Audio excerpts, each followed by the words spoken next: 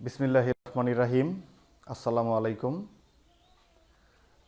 পদার্থবিজ্ঞানের মাধ্যমে সৃষ্টিকর্তার সৃষ্টি সম্পর্কে জানা যায়।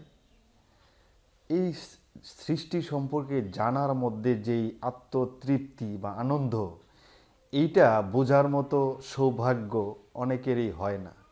যাদের এই ভাগ্যটা আছে, সৌভাগ্যটা আছে, তারা এই জানার মধ্যে অনেক আনন্দ পায় এবং এই জানার আগ্রহের মাধ্যমে তারা অনেক দূর পর্যন্ত এগিয়ে যায়, জীবনে প্রতিষ্ঠিত হয়, বড় একটা কিছু হয়।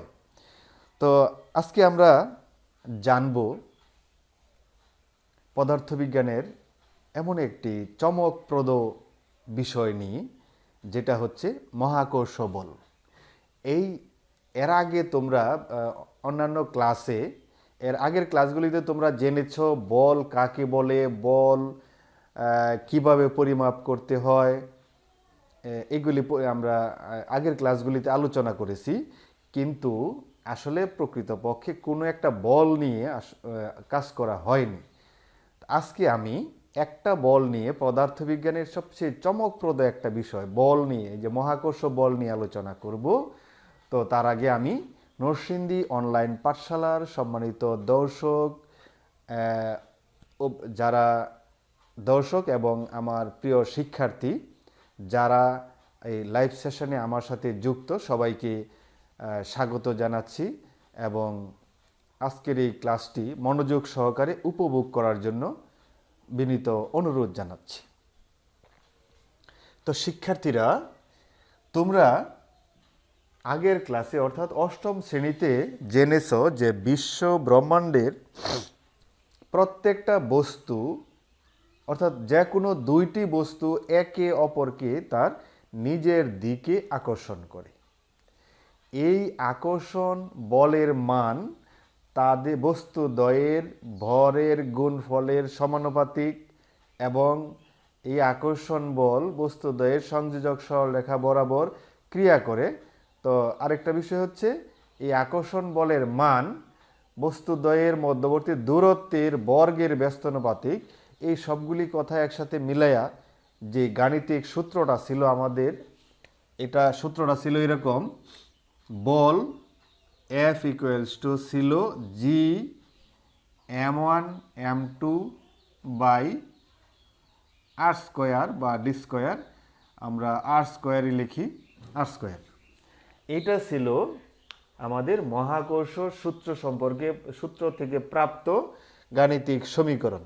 এই সমীকরণে এই যে বড় অক্ষর ক্যাপিটাল লেটার জি, এই জি এর মানটা তোমাদের নিশ্চয়ই মুখস্থ আছে। তার যাদের মুখস্থ নাই, তোমাদের বইতে লেখা আছে, দেখবা জি ইকুয়ালস টু হচ্ছে কত, 6.67 into 10⁻⁻11 10⁻⁻11 newton metre square per kg square. Per kg square বলতে কেজি টু দি পাওয়ার -2 লিখতে হবে।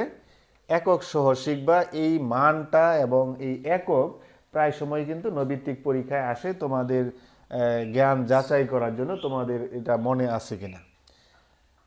তো তোমরা একটা বিষয় লক্ষ্য করো, এই যে আমি মহাবিশ্ব ব্রহ্মাণ্ডের যে কোনো দুইটি বস্তুর কথা এখানে লিখলাম, দুইটি বস্তুর মধ্যে একটা বস্তু হচ্ছে, একটা বস্তুর ভর m1 আর একটা বস্তুর ভর হচ্ছে m2। এই দুইটা বস্তুর মধ্যে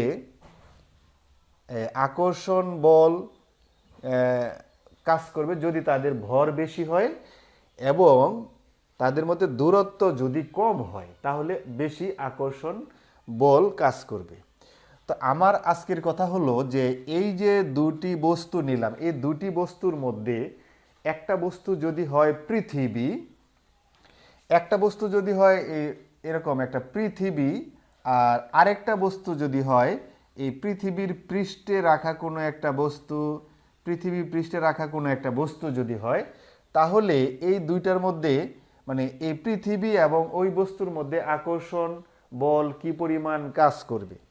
তো আমরা সাধারণত পৃথিবীর পৃষ্ঠে রাখা কোনো বস্তু নিয়েই আলোচনা করব এখানে। তো পৃথিবীর পৃষ্ঠে রাখা কোনো বস্তু এবং পৃথিবী এর মধ্যে যে আকর্ষণ বল কাজ করবে, পৃথিবীর পৃষ্ঠে রাখা বলতে হয়তো মাটি থেকে অল্প কিছু উপরে, কয়েক মিটার উপরে, এরকম যদি আমরা চিন্তা করি, তাহলে এই সমগ্র পৃথিবীর যেই ভর, এই পৃথিবীর ভর, যে কোনো গোলাকার জিনিসের ভর কিন্তু তার কেন্দ্রে পুঞ্জীভূত, এটা ধরতে পারি আমরা, এটা ধরলে ভুল হবে না। আর সাধারণত যে কোনো গোলাকার বস্তুর ভর তার কেন্দ্রেই পুঞ্জীভূত থাকে। তাহলে এই এই বস্তুটাকে এই পৃথিবী কি করবে, তার কেন্দ্রের দিকে টানবে। তাহলে আমাদের হিসাবটা কিভাবে করতে হবে? এই যে মধ্যবর্তী দূরত্বটা এখানে কত, পৃথিবীর পৃষ্ঠের মধ্যে যদি লেগে থাকে তাহলে তো দূরত্ব নাই, কিন্তু আমাদের দুইটা বস্তুর মধ্যে একটা বস্তু ধরতে হবে এইটা, আরেকটা বস্তু ধরতে হবে পৃথিবীর কেন্দ্র। তাহলেই এই দুইটা বস্তুর মধ্যে আমরা একটা দূরত্ব পেয়ে যাব। পৃথিবীর এই ব্যাসার্ধটাই হবে তাদের মধ্যবর্তী দূরত্ব। এই পৃথিবীর পৃষ্ঠ থেকে অল্প কিছু উপরে এই দূরত্বগুলি আমরা হিসাব না করলেও পারি, কারণ এই বিশাল পৃথিবীর ব্যাসার্ধের তুলনায় পৃথিবীর পৃষ্ঠ থেকে অল্প কিছু উপরে একটা বস্তু, এই দূরত্বটা অতি নগণ্য, যেটা হিসাবে না আনলেও চলবে। আর যদি পৃথিবীর পৃষ্ঠ থেকে এরকম উল্লেখযোগ্য কোনো দূরত্বে রাখা হয় কোনো বস্তু, সেই ক্ষেত্রে আমরা দূরত্বটা গ্রহণ করব, দূরত্বটা আমরা হিসেবে আনব। তো এখন চিন্তা করো, আমার এই সূত্রটাতে আমি যদি পৃথিবীর পৃষ্ঠে রাখা কোনো বস্তুর কথা চিন্তা করি, এই সূত্রের সাহায্যে আমরা কি পাই? তো এটা হচ্ছে পৃথিবীর ব্যাসার্ধ হবে দূরত্ব, আর একটা বস্তু যদি হয় পৃথিবী, আরেকটা বস্তু যদি হয় পৃথিবীর পৃষ্ঠে রাখা কোনো একটা বস্তু, তাহলে সেই ক্ষেত্রে আমরা m1 আর m2 দিয়ে চিহ্নিত করলে বিষয়টা বেমানান হয়। আমরা কি করব, তখন সূত্রটা লিখব এরকম, F = G ইন্টু পৃথিবীর ভরকে ধরবো m, ক্যাপিটাল লেটার M, আর বস্তুর ভরকে ধরবো স্মল লেটার m। আর এই যে দূরত্ব, দুইটার মধ্যে দূরত্বটা হচ্ছে কি পৃথিবীর ব্যাসার্ধ, পৃথিবীর ব্যাসার্ধটাকে আমরা ক্যাপিটাল লেটার R দ্বারা প্রকাশ করব। তাহলে আমরা এই মহাকর্ষ সূত্র থেকেই পেয়ে গেলাম পৃথিবী তার পৃষ্ঠে রাখা কোনো বস্তুর মধ্যে, পৃথিবী এবং তার পৃথিবী পৃষ্ঠে রাখা কোনো বস্তুর মধ্যে আকর্ষণ বলের পরিমাণটা কত হবে। এই যে আকর্ষণ বলের পরিমাণটা হবে F = G × m mm/r²। তো এই পৃথিবীর ভর, পৃথিবীর ব্যাসার্ধ, এগুলি তো ফিক্সড করা, এগুলি আমাদের জানা থাকতে হবে, এগুলি আমাদের জানা আছে। আর অভিকর্ষ মহাকর্ষ ধ্রুবক জি এর মানও আমাদের জানা আছে।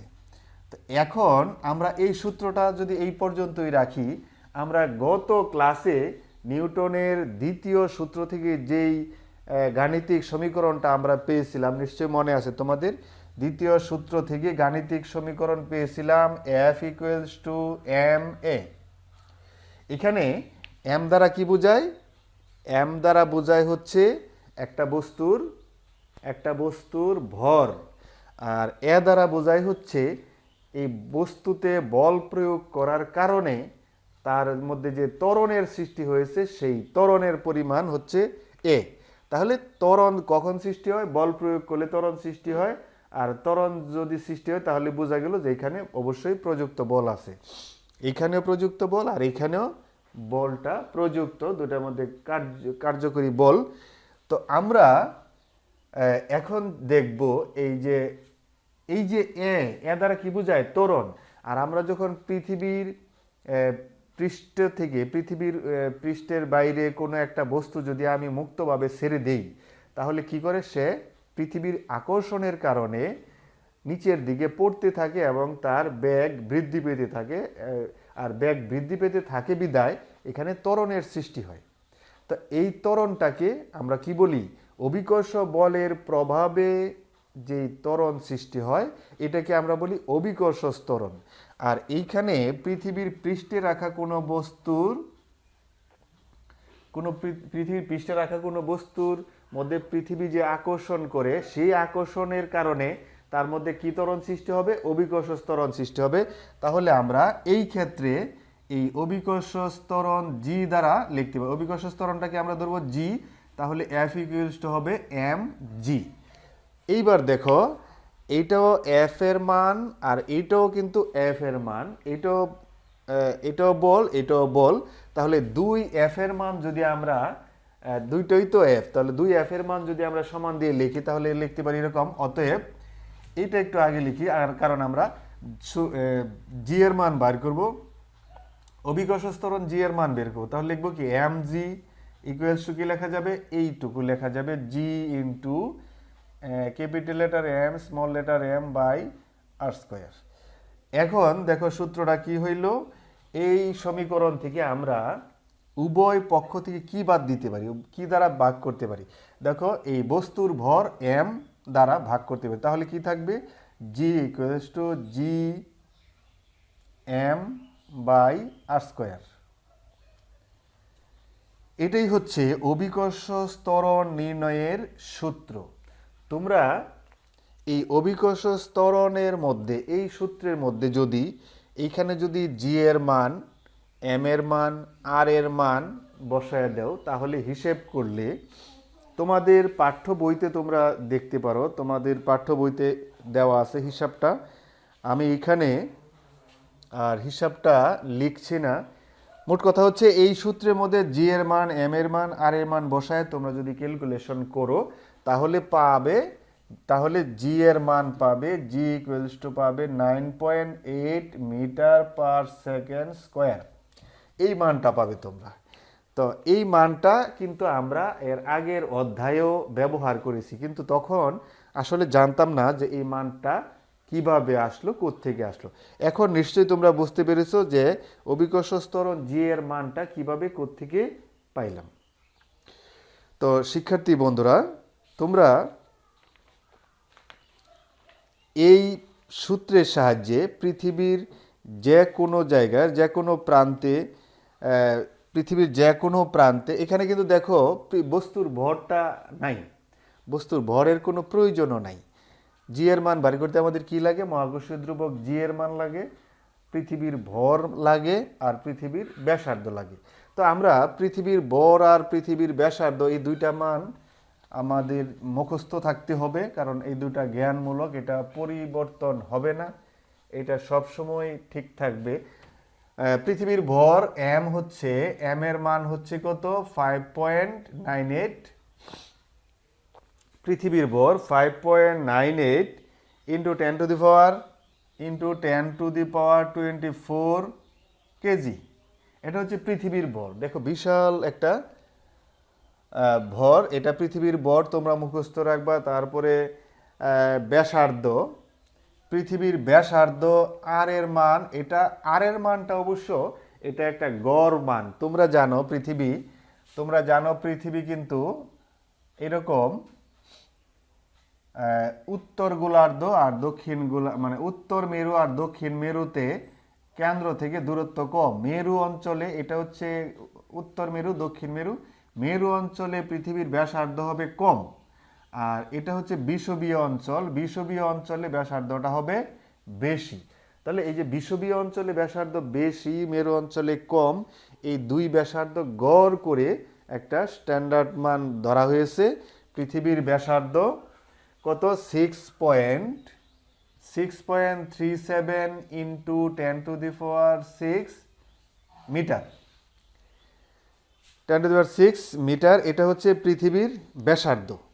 তোমরা এটা একটু অনুমান করতে পারো পৃথিবীর ব্যাসার্ধটা কত মিটার। যদি আমরা কিলোমিটারে প্রকাশ করি তাহলে হবে 10⁻3, তার মানে 1000 দ্বারা যদি এটাকে গুণ করি তাহলে হবে 6370।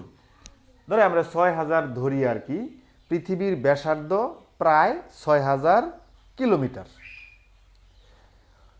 তো এই মান দ্বারা আমরা এই জি এর মান নির্ণয় করতে পারি। আর যদি আমরা বিষুবীয় অঞ্চলে, মেরু অঞ্চলে আলাদা আলাদা মান জানি, ব্যাসার্ধ জানি, সেই ক্ষেত্রে অভিকর্ষ ত্বরণের মান কত হবে এটা আমরা বের করতে পারবো। এখন পৃথিবীর পৃষ্ঠ থেকে ধরো প্রায় 100 কিলোমিটার উপরে, 100 কিলোমিটার উপরে আছে স্পেস স্টেশন, যে স্টেশনে মহাকাশচারীরা স্পেস স্টেশনের উচ্চতা পৃথিবী পৃষ্ঠ থেকে আনুমানিক 100 কিলোমিটার, সেখানে জি এর মান কত? তো আমরা যদি 100 কিলোমিটার উপরে জি এর মান বের করতে চাই, দেখো তো এই সূত্রের সাহায্যে করা সম্ভব কিনা। জি এর মানটা আমরা কি জানি, অভিকর্ষ ত্বরণ জি এর মানটা জানি মহাকর্ষ ধ্রুবক G into M by R square. তো এইখানে পৃথিবীর পৃষ্ঠ থেকে আরও 100 কিলোমিটার উপরে যদি আমরা কোনো কিছু হিসাব করতে চাই, তাহলে দেখো এখানে আমাদের কি পরিবর্তন লাগবে। মহাকর্ষীয় ধ্রুবক জি এর মান এখানে মহাবিশ্বের যে কোনো জায়গায় যাও এটা পরিবর্তন হবে না। পৃথিবীর ভর এটাও কখনোই পরিবর্তন হবে না। এখন ব্যাসার্ধ আর এর মান এটাও তো পরিবর্তন হবে না, কিন্তু দূরত্ব যেহেতু পৃথিবীর পৃষ্ঠ থেকে আরও 100 কিলোমিটার উপরে আছে, সেই ক্ষেত্রে আমাকে কি করতে হবে, এই আর এর সাথে আরও 100 কিলোমিটার যোগ করতে হবে। তাহলে আমরা সূত্রটা এরকম লিখতে পারি, সূত্রটা তখন হবে G equals to G M by এক R plus 100, R plus 100 whole square. এইটুকু হইলেই আমাদের এই সূত্রের সাহায্যে, মানে আর এর মানটা তো পৃথিবীর পৃষ্ঠ থেকে আরও 100 কিলোমিটার উপরে, তো এই কারণে ব্যাসার্ধের সাথে 100 যোগ করে দিলাম। এখন এই সূত্রটাকে আমরা পৃথিবীর বাইরের কোনো বস্তুর ক্ষেত্রে, পৃথিবীর পৃষ্ঠ থেকে উপরে কোনো বস্তুর ক্ষেত্রে যদি আমরা অভিকর্ষ ত্বরণ বের করতে চাই, সেই ক্ষেত্রে আমরা সবসময় তো আর 100 কিলোমিটার উপরে হবে না, সেই ক্ষেত্রে আমরা এই দূরত্বটাকে অন্য একটা ছোট ক্যাপিটাল লেটার আর দ্বারা প্রকাশ করি। তাহলে এই সূত্রটা হবে পৃথিবীর পৃষ্ঠের উপরে কোনো দূরত্বে কোনো বস্তুর ক্ষেত্রে অভিকর্ষ ত্বরণের মান। তো এই 100 কিলোমিটার উপরে বস্তুর অভিকর্ষ ত্বরণ কত হবে, এই ক্যালকুলেশনটাও তোমাদের বইতে করা আছে। এটা হয়েছে কত, 9. জি এর মান হচ্ছে 9 into 9.49 metre per second square. দেখো 100 কিলোমিটার উপরে যাওয়ার কারণে আমার অভিকর্ষ ত্বরণ হয়েছে কত, 9.49, আর পৃথিবীর পৃষ্ঠে কত 9.8, 9.4 আর 9.8, খুব বেশি পার্থক্য কিন্তু না। 100 কিলোমিটার উপরে গেলে অভিকর্ষ ত্বরণ এতটুকু কমে। তো ওইখানেও মহাকাশচারীরা কি করে, এই যে পৃথিবীতে কিন্তু এই মহাকাশ যানটা কিন্তু পৃথিবীর আকর্ষণের কারণে পৃথিবীতে ফিরে আসে না। আচ্ছা তোমরা বলো দেখি, চাঁদকে তো পৃথিবী আকর্ষণ করে, তাহলে চাঁদ কেন পৃথিবীর পৃষ্ঠে ফিরে আসে? তো এই যে মহাকাশ স্টেশন, এগুলিও কেন পৃথিবীর আকর্ষণে কেন পৃথিবীর পৃষ্ঠে আছাড় খেয়ে পড়ে না? তো এটার উত্তরটা আমি তোমাদের কাছ থেকে জানতে চাইবো, তোমরা কমেন্টে আমাকে জানাবে। আর আজকের ক্লাসটা আমাকে এখানে শেষ করতে হবে, তবে শেষ করার আগে আমি একটু বলছি যে এই তৃতীয় অধ্যায়ে আমাদের যে নতুন সংক্ষিপ্ত যে সিলেবাস, পরিমার্জিত যে সিলেবাস, এই সিলেবাসে এই অধ্যায় থেকে 3টা ক্লাস নির্ধারণ করা হয়েছে। আমার এই অধ্যায় থেকে আর ক্লাস নেওয়ার সুযোগ নাই, তবে আমি সংক্ষিপ্ত আকারে যেটা আলোচনা করছি, এই চ্যাপ্টারে তোমাদের এই সূত্রটা, এই যে অভিকর্ষ ত্বরণ নির্ণয়ের সূত্র, তারপরে হচ্ছে F is equal to M A বা এম জি, এই সূত্র দিয়ে তোমাদের যাবতীয় অঙ্ক করতে হবে, গাণিতিক সমস্যা সমাধান করতে হবে। আর বাকি যে অংশটুকু আছে, নিউটনের তৃতীয় সূত্র আছে। তো শিক্ষার্থী বন্ধুরা, আমার ক্লাসটা আজকে এখানেই শেষ করতে হচ্ছে। তোমরা এই অধ্যায়ের বাকি বিষয়গুলি, অর্থাৎ নিউটনের তৃতীয় সূত্র সহ এই অধ্যায়ের বাকি বিষয়গুলি শুধু বর্ণনামূলক তোমরা পড়লেই পারবে।